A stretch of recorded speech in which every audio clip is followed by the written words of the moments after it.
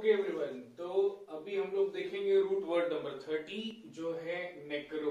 NECRO नेक्रो। नेक्रो का मतलब English में होता है एवरीवन डेड या डेथ।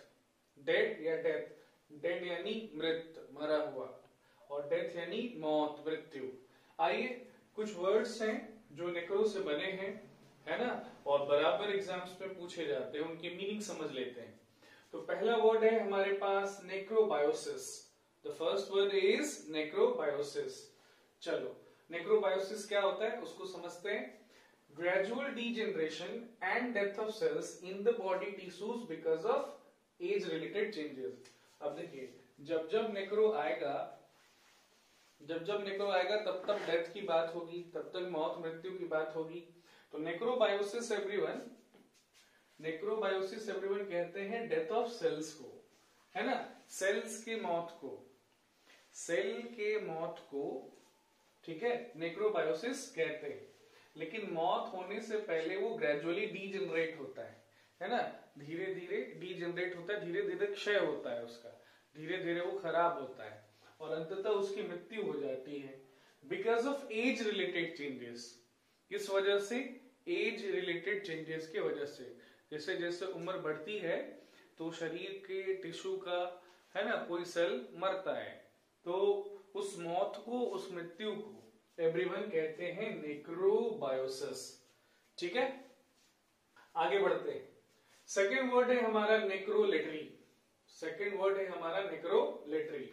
चलिए, तो नेक्रो का मतलब हो गया डेथ या डेड, और LATRY लेटरी का मतलब वर्शिप होता है। LATRY लेटरी का मतलब होता है एवरीवन वर्शिप, यानी पूजा, पूजन। तो किसका वर्शिप? ऑब्वियस है, मरे हुए लोगों का। तो वर्शिप ऑफ और एक्सेसिव रेफरेंस फॉर द यहां देखिए गॉड लिखा है, यहाँ पे डेड होना चाहिए, यहाँ पे होना चाहिए डेड। ठीक है, तो मरे हुए लोगों की पूजा या मरे हुए लोगों के प्रति रेवरेंस, रिस्पेक्ट, अति सम्मान, मान, आदर, उसको कहा जाता है नेक्रोलेटरी। ठीक है। थर्ड वर्ड एवरीवन नेक्रोलॉजी, जिसके 3 मीनिंग होते हैं। पहला मतलब क्या होता है? लिस्ट ऑफ रीसेंट डेथ्स, हाल ही में हुई मौतों की सूची, मतलब उन लोगों के नाम की सूची जिनकी मौत, जिनकी मृत्यु हाल ही में हुई है। तो नेक्रोलॉजी का पहला मतलब है लिस्ट यानी सूची। दूसरा मतलब क्या है? Notice of death. Necrology notice को भी बोलते हैं। नोटिस यानी सूचना। किस चीज की सूचना? ऑब्वियस है, किसी व्यक्ति के मौत की, मरने की। ठीक है, तो आप शोक संदेश भी उसको कह सकते हैं, मृत्यु सूचना भी उसको आप कह सकते हैं। चलिए, तीसरा मतलब क्या है एवरीवन? स्टडी ऑफ डेथ और द डेड। ठीक है, अब क्योंकि लॉजी है यहाँ पे, तो लॉजी का मतलब स्टडी होता है, तो ऑब्वियसली स्टडी की बात होगी। स्टडी ऑफ डेथ और द डेड इज कॉल्ड नेक्रोलॉजी। तो मौत का अध्ययन या मरे हुए लोगों का अध्ययन नेक्रोलॉजी कहा जाता है। तो नेक्रो का मतलब हो गया डेथ और लॉजी का मतलब हो गया स्टडी। तो स्टडी तो उसका मतलब होता ही है, उसके अलावा 2 और मतलब होता है नेक्रोलॉजी का। लिस्ट को भी बोलते हैं नेक्रोलॉजी और नोटिस को भी बोलते हैं नेक्रोलॉजी। आगे बढ़ रहे हैं। चौथा शब्द है एवरीवन नेक्रोमेंसी। ठीक है, अब स्प्लिट करते हैं, है ना, रूट वर्ड्स, प्रीफिक्स, सफिक्स को अलग करते हैं और मीनिंग गेस करने की कोशिश करते हैं। चलिए, तो नेक्रो का मतलब हो गया डेड या डेथ, क्लियर। और मैंसी का मतलब होता है एवरीवन जादू टोना, काला जादू। समझ रहे हैं? MANCY, मैंसी का मतलब होता है काला जादू या जादू टोना। तो पूरा मतलब क्या हुआ देखिए, practice of claiming to communicate by magic with dead in order to learn about the future is called necromancy। तो नेक्रोमेंसी एवरीवन क्या है? एक तरह का काला जादू है, जादू टोना है, और इस पे दावा किया जाता है कि जो लोग मर गए हैं, जिनकी मौत हो गई है, जिनकी मृत्यु हो गई है, उनसे कम्युनिकेट किया जा रहा है ना, उनसे संचार साधा जा रहा है, उनसे बात की जा रही है, और उनसे बात करके फ्यूचर के बारे में जाना जा रहा है। उनसे बात करके फ्यूचर में, भविष्य में क्या होगा ये जाना जा रहा है। ठीक है एवरीवन, तो इस प्रैक्टिस को, इस प्रथा को, है ना, नेक्रोमेंसी कहते हैं। आगे बढ़ते हैं। पांचवा वर्ड है एवरीवन नेक्रोफीलिया। तो नेक्रो का मतलब क्या हो गया, डेड या डेथ, और फीलिया का मतलब लव होता है। फीलिया का मतलब होता है एवरीवन इंग्लिश में लव, ठीक है। तो मरे हुए लोगों से प्यार, प्रेम, ठीक है। अब क्या होता है नेक्रोफीलिया, उसका मीनिंग यहाँ पे सामने लिखा हुआ है, ध्यान दीजिए, sexual interest in dead bodies. समझ रहे हैं? तो जो डेड बॉडीज है, जो शव है, जो लाश है, जो मरे हुए लोगों का शरीर है, ठीक है, तो उसके प्रति सेक्सुअल इंटरेस्ट, उसके प्रति संभोग करने की इच्छा को कहते हैं नेक्रोफीलिया। ये एक तरह का पागलपन है, एक तरह का मानसिक पागलपन है, एक तरह की बीमारी। मरे हुए लोगों में भी लोग प्रेम ढूंढते हैं, उससे संभोग करना चाहते हैं, उससे सेक्स करना चाहते हैं। तो this disease, this mental illness, this madness is called necrophilia. आगे बढ़ते हैं, छठा शब्द है एवरीवन नेक्रोसिस। तो नेक्रोसिस भी एवरीवन डेथ को ही बोलते हैं, मौत को। और किसका डेथ? ऑब्वियस है टिश्यू का डेथ, है ना। टिश्यू जिसको हिंदी में उत्तक बोलते हैं। टिश्यू जो कि सेल का ग्रुप होता है, कोशिका का समूह होता है। तो नेक्रोसिस भी मौत है, किसकी? ऑब्वियस टिश्यू की। लेकिन क्या कारण होता है? कारण होता है कोई डिजीज, कोई बीमारी, कोई रोग। तो किसी रोग के कारण अगर टिश्यू का डेथ होता है ना, तो उस डेथ को नेक्रोसिस कहेंगे, है ना। उस डेथ को क्या कहेंगे? नेक्रोसिस। अभी हमने सबसे पहला वर्ड पढ़ा था नेक्रोबायोसिस। नेक्रोबायोसिस का मतलब भी डेथ ही होता है, उसमें भी सेल का ही डेथ होता है। सेल का डेथ कहिए, टिश्यू का डेथ कहिए, बात बराबर ही है। लेकिन वहां पे कारण क्या होता है? एज रिलेटेड चेंजेस, और यहाँ पे कारण क्या है? डिजीज।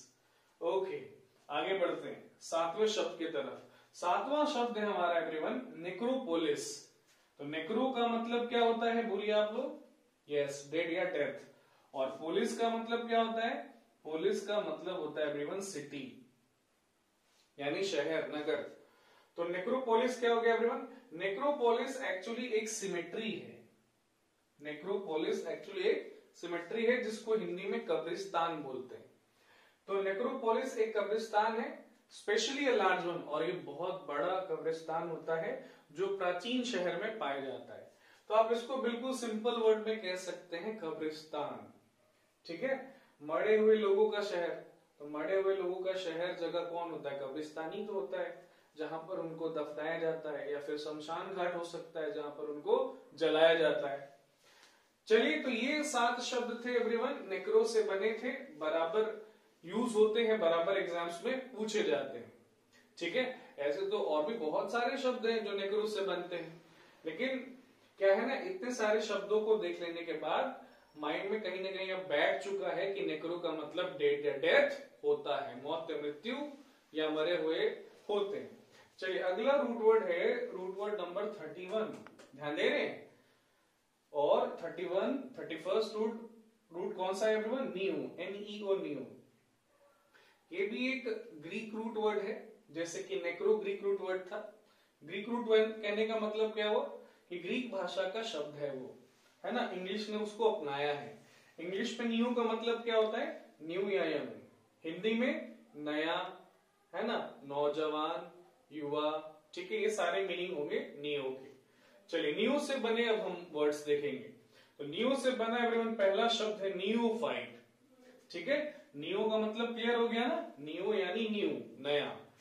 फाइट का मतलब तो एवरीवन ऐसे प्लांट और ट्रीज होता है, पेड़ पौधा होता है, लेकिन अभी यहाँ पे इस वर्ड में फाइट किसी प्लांट ट्री को नहीं बोला जा रहा है। अभी फाइट बोला जा रहा है किसको? पर्सन को, व्यक्ति को।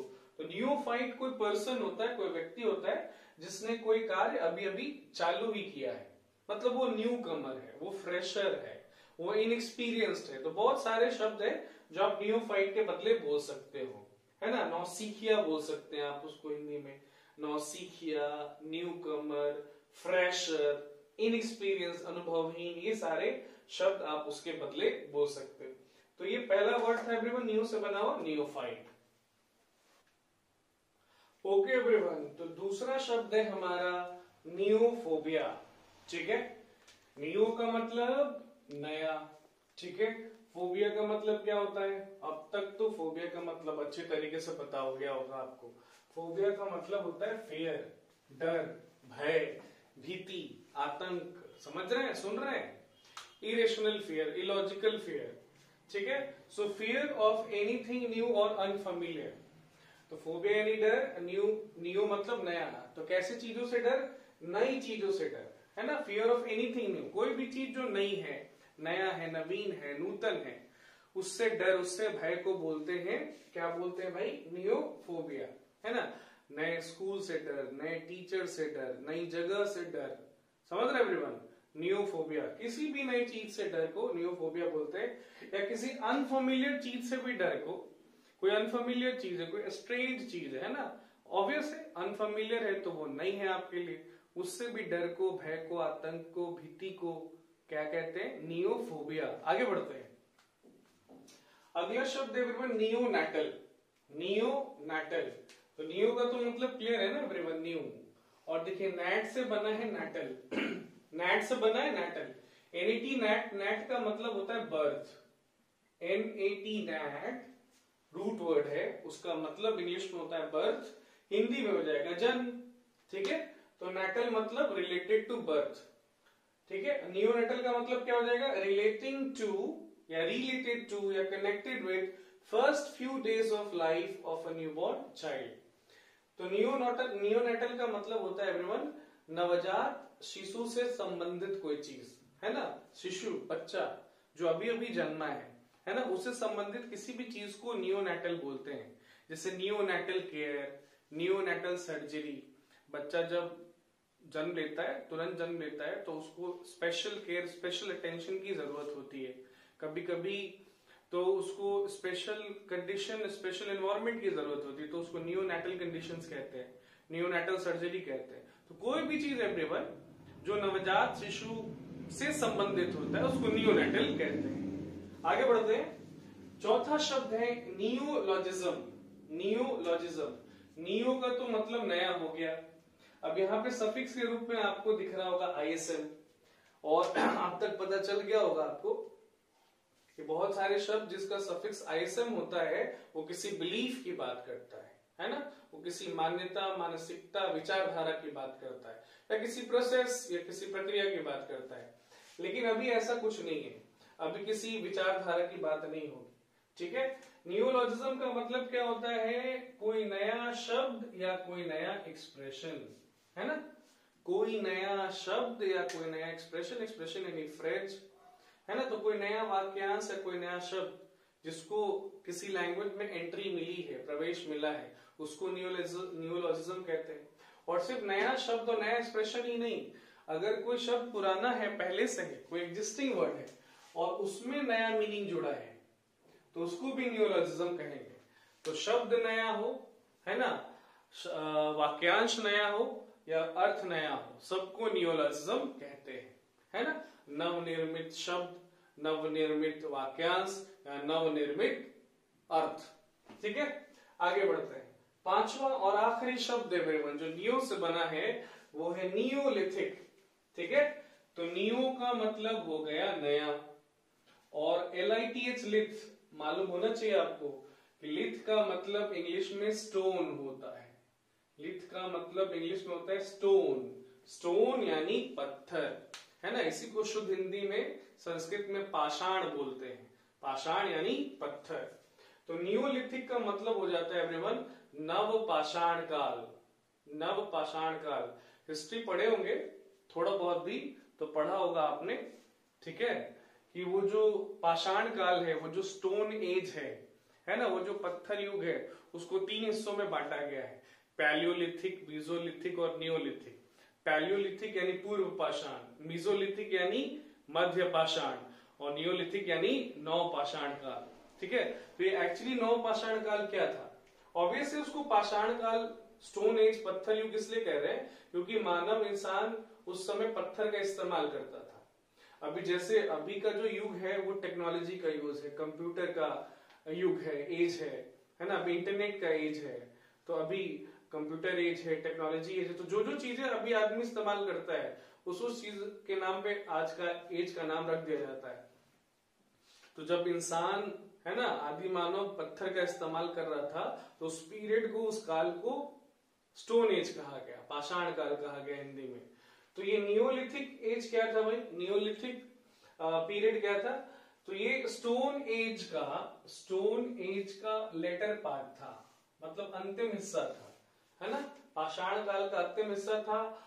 उसमें जो पीपल थे, लोग थे, मानव मनुष्य इंसान थे, वो फार्मिंग सीख चुके थे, वो खेती कृषि सीख चुके थे, लेकिन अभी भी पत्थर का इस्तेमाल कर रहे थे टूल्स बनाने के लिए और वेपन्स बनाने के लिए, हथियार और औजार बनाने के लिए वो अभी भी यूज कर रहे थे स्टोन को। इसीलिए दो पार्ट है स्टोन एज का, लिथिक एज का। ठीक है, आगे बढ़ते हैं। Root word number 32 everyone, PAN, pan. ठीक है, पैन जिसका मतलब इंग्लिश में होता है ऑल या होल, ऑल या होल, ऑल मतलब सब, सभी, पूरा, होल, ये सारे मीनिंग होते हैं पैन के। पैन से एवरीवन बहुत सारे शब्द बनते हैं। ठीक है, कुछ बहुत ही इंपॉर्टेंट वर्ड्स को हम देखते हैं, उनके मीनिंग को समझते हैं, ताकि पैन का जो मीनिंग है वो हमारे माइंड में सेट हो जाए। तो चलिए, पैन से बना पहला शब्द एवरीवन पानिशिया। पैन से बना पहला वर्ड है ना, और most common, most popular word है पानिशिया। पैन का मतलब तो ऑल समझ ही रहे हो एवरीवन, और ये जो बचा ना एशिया, इसका मतलब होता है क्योर, इसका मतलब होता है क्योर, इलाज, है ना, इलाज। ठीक है, तो cure, cure for all, cure for all what, cure for all diseases और प्रॉब्लम्स। तो हर मर्ज की दवा, है ना, हर समस्या का समाधान, पानिशिया, जिसको कि हिंदी में रामबाण भी कहते हैं, रामबाण, और सर्वरोगहारी भी कह सकते हैं, एक से अधिक शब्द है उस वर्ड के लिए। तो हर समस्या का समाधान, हर बीमारी का इलाज, पानिशिया इंग्लिश में एक वर्ड में। आगे बढ़ते हैं एवरीवन, सेकंड वर्ड है पैनोरमा। तो पैन का तो मतलब क्लियर हो गया ना, ऑल, और ओरामा का मतलब व्यू होता है। ओरामा का मतलब एवरीवन इंग्लिश में होता है व्यू, व्यू यानी दृश्य, नजारा, ऑल व्यू। ठीक है, तो an all round view of a place is called panorama. ठीक है, कोई प्लेस है, कोई जगह है, कोई स्थान है, उसका जो ऑल राउंड व्यू है, जो ऑब्वियस है, किसी हाइट से दिखेगा आपको, किसी ऊंचाई से दिखेगा, तो उसको पैनोरामा कहते हैं। हिंदी में एक शब्द है परिदृश्य कहते हैं। ठीक है, चलिए आगे बढ़ते हैं। तीसरा शब्द पैन से बना एवरीवन है पैंथिज्म, और पैंथिज्म के दो मीनिंग होते हैं। ऑब्वियस है, सफिक्स ISM है तो बिलीफ की बात होगी। अब पैन मतलब ऑल हो गया, और थी का मतलब आपको मालूम होना चाहिए गॉड होता है। THE, थी का मतलब गॉड या रिलीजन होता है। चलिए, पहला मतलब क्या है, बिलीफ इन ऑल गॉड्स, हर भगवान को मानना, है ना, हर भगवान में विश्वास रखना, ये पैंथिज्म कहा जाता है इंग्लिश में एक वर्ड में। हिंदी में सर्वेश्वरवाद, है ना, हर ईश्वर में विश्वास। दूसरा मतलब क्या है, believe that God is in everything and everything is in God. तो एक और बिलीफ होता है क्या, कि कण कण में भगवान है और सब कुछ भगवान में है। समझ रहे बात को, कण कण में भगवान है और सब कुछ भगवान में। इस बिलीफ को, इस मानसिकता को, इस सोच को, इस विचारधारा को भी हम पैंथिज्म कहते हैं। हिंदी में एक शब्द में कहते हैं सर्व आत्मवाद, सर्व आत्मवाद। आगे बढ़ते हैं, चौथा शब्द एवरीवन पैन से बना हुआ पैंथियन। ठीक है, पैंथियन के भी दो मीनिंग होते हैं। चलो, यहाँ पे भी पैन है, यहाँ पे भी थी है, लेकिन फिर यहाँ पे एक डिफरेंट चीज है, ऑन। तो ऑल की बात होगी, गॉड्स की भी बात आएगी। तो ऑल द गॉड्स और VIPs of a nation are called simultaneously collectively pantheon. ठीक है, सुन रहे, समझ रहे? तो किसी देश के, किसी राष्ट्र के सारे भगवान को इकट्ठे पैंथियन कहते हैं। और न सिर्फ भगवान को बल्कि VIPs को भी, वो जो इंपॉर्टेंट पर्सन होते हैं, वेरी इंपॉर्टेंट पर्सन होते हैं, उनको भी कलेक्टिवली इकट्ठे ग्रुप में पैंथियन कहा जाता है। चलिए, दूसरा मतलब क्या होता है पैंथियन एवरीवन, टेंपल को भी कहते हैं, मंदिर को भी कहते हैं, है ना, a temple dedicated to all gods of religion. मतलब एक ऐसा टेंपल, एक ऐसा मंदिर, एक ऐसा टेंपल, एक ऐसा मंदिर जिसमें सारे भगवान की मूर्तियां हैं, है ना, जो हर भगवान को समर्पित है, उसको भी पैंथियन कहते हैं। ठीक है, तो दो मीनिंग देखा आपने पैंथियन का। आगे बढ़ते हैं, पांचवा शब्द एवरीवन पैन पैथी। तो पैन का मतलब ऑल, होल, और आपको मालूम होना चाहिए कि पैथ या पैथी का दो मीनिंग होता है। पैथ या पैथी का दो मीनिंग होता है, एक तो होता है डिजीज, दूसरा होता है फीलिंग। एक होता है डिजीज, दूसरा होता है फीलिंग। तो अभी पैथ का मतलब डिजीज नहीं है, अभी पैथ का मतलब फीलिंग ही है। अभी पैथ का मतलब क्या एवरीवन? फीलिंग, भाव, भावना, इमोशन, जज्बात, एहसास। तो ऐसी फीलिंग जिसको दुनिया का हर आदमी एक्सपीरियंस करता है ना, ऐसी भावना जिसको दुनिया का हर आदमी एक्सपीरियंस करता है, उसको कहते हैं पैनपैथी। ठीक है। छठा शब्द एवरीवन पैंटोमाइम। छठे शब्द को ध्यान से सुनिएगा, क्या पढ़ते हैं? पैंटोमाइम। ठीक है। अब पैन का मतलब ऑल होल हो गया, अब पैंटोमाइम क्या होता है समझिए। Pantomime is a form of communication. Pantomime everyone communication का एक फॉर्म है। ठीक है, संचार का एक रूप है। इसमें क्या होता है, इसमें आदमी बोलता नहीं है, इसमें ना वो अपने जेस्चर्स के जरिए, इसमें अपने फेशियल एक्सप्रेशन के जरिए कम्युनिकेट करता है ना, अपने थॉट्स को, व्यूज को सामने वाले तक पहुंचाता है। तो बिना बोले फेशियल एक्सप्रेशन से और जेस्चर से, है ना, फेशियल एक्सप्रेशन से और बॉडी लैंग्वेज से सामने वाले तक बात पहुंचाने का ये जो फॉर्म है कम्युनिकेशन का, उसी को बोलते हैं पैंटोमाइम। है ना, हिंदी में एक शब्द में कहते हैं एवरीवन मुकाभिनय। हिंदी में एक शब्द में इसको कहते हैं मुकाभिनय। ठीक है, ओके। वर्ड नंबर 7 है एवरीवन पैंटमनीशिया। पैंटमनीशिया, ध्यान दे रहे हैं? देखिए, पैन का मतलब क्या हो गया? ऑल, है ना, ऑल, होल, सब, पूरा। और ये देखिए एमएनई मनी, है ना, इसका मतलब इंग्लिश में होता है मेमोरी। एमएनई नी का मतलब होता है मेमोरी। ठीक है, कुछ आइडिया मिल रहा है? पैंटमनीशिया क्या हो सकता है? पैंटमनीशिया रिमेम्बरेंस होता है, remembrance of everything a person has ever learn.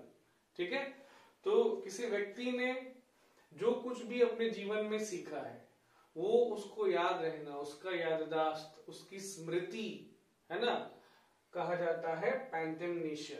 तो पैंटमनीशिया एवरीवन एक स्टेट होता है, एक अवस्था होती है जिसमें किसी व्यक्ति को वो सब कुछ याद होता है जो उसने पढ़ा है, समझा है, सीखा है, बुझा है।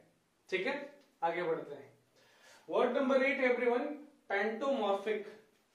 ठीक है, तो पैन या पैंटो का मतलब क्या हो गया? ऑल, और मॉर्फ का मतलब मालूम है आपको, मॉर्फ का मतलब शेप एंड साइज होता है। मॉर्फ का मतलब होता है शेप एंड साइज। तो पैंटोमॉर्फिक का मतलब क्या हो गया? कोई भी चीज जो केपेबल है of assuming various shapes, forms and sizes. तो ऐसी कोई भी चीज एवरीवन जो हर तरह के शेप, साइज और फॉर्म अज्यूम कर सकती है, जो किसी भी आकार में, किसी भी लंबाई में ढल सकती है, ऐसे किसी चीज को पैंटोमॉर्फिक बोलते हैं। ठीक है, आगे बढ़ते हैं। 9वां शब्द है पैंटोफेजिस्ट। पैन का मतलब हो गया ऑल, ठीक है, और PHAG, फैज का मतलब होता है टू ईट, खाना। ठीक है, सेवन करना, आहार खाना, ठीक है, भोजन खाना। और IST है मतलब पर्सन की बात हो जाएगी, तो फेजिस्ट का मतलब हो जाता है ईटर। फेजिस्ट का मतलब हो जाता है ईटर, वन हु ईट्स। पैंटोफेजिस्ट का मतलब क्या हो जाएगा? Someone who Yeats just about everything. तो ऐसा कोई व्यक्ति जो सब कुछ खा लेता है वो पैंटोफेजिस्ट होता है। आप पैंटोफेजिस्ट को ओमनीवोर भी कह सकते हैं या ओमनीवोरस भी कह सकते हैं। हिंदी में एक शब्द में आप उसको कह सकते हैं सर्वाहारी। हिंदी में एक शब्द में आप उसको कह सकते हैं सर्वाहारी, मतलब जो हर तरह के आहार कर लेता है, जो हर तरह के भोजन खा लेता है, वो है इंग्लिश में एक वर्ड में पैंटोफेजिस्ट। आगे बढ़ते, 10वां शब्द एवरीवन पैंटोथर्मल। अब पैन या पैंटो का मतलब ऑल हो गया, थर्म का मतलब आपको मालूम है हीट होता है। थर्म का मतलब होता है हीट, ऊष्मा, गर्मी, और थर्मल मतलब हीट से रिलेटेड कोई भी चीज। तो पैंटोथर्मल किसको बोलेंगे? पैंटोथर्मल एवरीवन किसी भी चीज को बोलेंगे जिसके पास एबिलिटी होती है वाइड रेंज ऑफ टेम्परेचर्स को टॉलरेट करने। ऐसी कोई भी चीज जो टेम्परेचर तापमान के बहुत बड़े रेंज में, बहुत बड़े तापमान के दायरे में, है ना, सरवाइव कर सकता है, वो है पेंटोथर्मल। यानी कि जो हर तरह के टेम्परेचर में सरवाइव कर सकता है, एक्सट्रीम कोल्ड टेम्परेचर में भी और एक्सट्रीम हॉट टेम्परेचर में भी, और नॉर्मल में तो सरवाइव वो कर ही सकता है, पेंटोथर्मल। 11वां शब्द है एवरीवन पैंजिरिक। 11वां शब्द है पैंजिरिक। ठीक है, पैंजिरिक क्या होता है एवरीवन? पैंजिरिक किसी स्पीच को बोलते हैं या किसी पीस ऑफ राइटिंग को। कोई स्पीच, कोई भाषण या कोई पीस ऑफ राइटिंग, है ना, दैट प्रेजेस समबडी और समथिंग, जो किसी व्यक्ति का या किसी चीज का प्रशंसा करता है, गुणगान करता है। तो पैंजिरिक को आप हिंदी में एक शब्द में कह सकते हैं स्तुति पाठ, स्तुति पाठ या गुणगान भी कह सकते हैं, पैंजिरिक। चलिए 12वें शब्द पर आते हैं एवरीवन। 12वां शब्द है पैनोप्ली, है ना, उसके दो मीनिंग दे रखे हैं। चलिए इसको स्प्लिट करके मतलब समझने की कोशिश करते हैं। तो पैन का मतलब ऑल हो गया, और ये जो OPLY ओपली है, ये आया है होपला से। ये आया है किससे? होपला से, जिसका मतलब आर्म्स होता है, आर्म्स यानी हथियार। ठीक है, चलिए देखते हैं पैनोप्ली के दो कौन कौन से मीनिंग बताए गए हैं। पहला मतलब है a complete suit, a complete suit of armour of a warrior. ठीक है, वॉरियर यानी योद्धा, है ना, योद्धा का कवच। योद्धा जो कवच पहनता है जिससे उसके सारे अंग सुरक्षित हो जाते हैं, तो उस सूट को पैनोप्ली कहते हैं, है ना। ऐसा सूट जो किसी वॉरियर, किसी योद्धा के हर अंग को कवर कर ले, प्रोटेक्ट करे। तो हिंदी में एक शब्द है, उसको बोलेंगे सर्वांग कवच, सर्वांग कवच, है ना, जो सर्व अंग का रक्षा करे। एक और मीनिंग होता है एवरीवन पैनोप्ली का, the coverings of something which also protect. ठीक है, सेम ही मीनिंग है, मतलब वो तो वॉरियर के सेंस में यूज होता ही है, ऐसे कोई और भी चीज है ना, जिसको किसी दूसरी चीज ने कवर कर रखा है। सिर्फ कवर ही नहीं कर रखा है, सिर्फ ढक ही नहीं रखा है, बल्कि उसको प्रोटेक्ट भी करता है ना, पनाह बोल सकते हैं आप। ठीक है, चलिए आगे बढ़ रहे हैं। 13वां और आखिरी शब्द पैन से बना है एवरीवन, पैन क्रोमैटिक। ध्यान दे रहे हैं, पैन क्रोमैटिक। तो पैन का मतलब क्या होता है? ऑल, होल, और क्रोम का मतलब आपको मालूम होना चाहिए कलर होता है, CHROM, क्रोम का मतलब क्या होता है? कलर। ठीक है, और सफिक्स आईसी जुड़ा है, आईसी है सफिक्स, इसका मतलब है किसी पर्सन या किसी थिंग की बात होगी। तो पैनक्रोमेटिक का मतलब क्या हो जाता है? ऐसी कोई भी चीज एवरीवन जो सेंसिटिव होती है लाइट के, है ना, किसी भी कलर के लाइट, तो किसी भी कलर के लाइट को लेकर वो रिएक्ट करती है, ऐसी चीज को पैनक्रोमेटिक कहते हैं।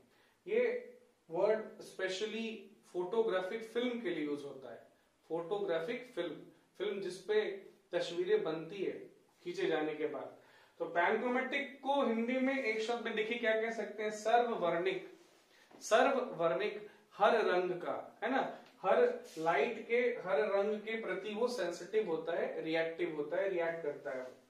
चलिए आगे बढ़ते हैं। 30वां रूट वर्ड है हमारा पैरा।